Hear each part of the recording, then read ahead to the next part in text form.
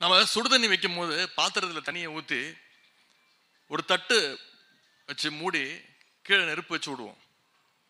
கீழே இருக்கிற அந்த நெருப்புனால அந்த சூடு ஏறி பாத்திரத்தில் இருக்கக்கூடிய தண்ணி கொதிக்க ஆரம்பிச்சிடும்.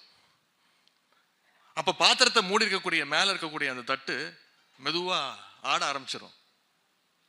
அது மாதிரி இன்னைக்கு இந்தியாவுடைய தென்கோடியில் இருக்கக்கூடிய தமிழ்நாட்டிலிருந்து நாம் வைக்கக்கூடிய பத்த வைக்கின்ற அந்த திராவிட சூடு இன்னைக்கு ஒட்டுமொத்த நாட்டையும் டெல்லியையும் ஆட வச்சிருக்கு.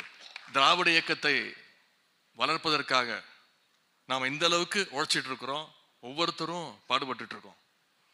ஆனா திராவிடம்னா என்னன்னே தெரியாத திரு எடப்பாடி பழனிசாமி அவர்கள் பாசிச பாஜகவோடு சேர்ந்துக்கிட்டு இன்னைக்கு திராவிட இயக்கத்தை அழிக்கின்ற வேலையில அவர் ஈடுபட்டு இருக்கிறார். திமுக என்பது போராட்டத்தாலும் தியாகத்தாலும் உருவான இயக்கம். இன்னைக்கு தமிழ்நாட்டில் தான் திராவிட முன்னேற்ற கழகம் ஆளுங்கட்சி, டெல்லியில திராவிட முன்னேற்ற கழகம் தான் முக்கியமான எதிர்கட்சி.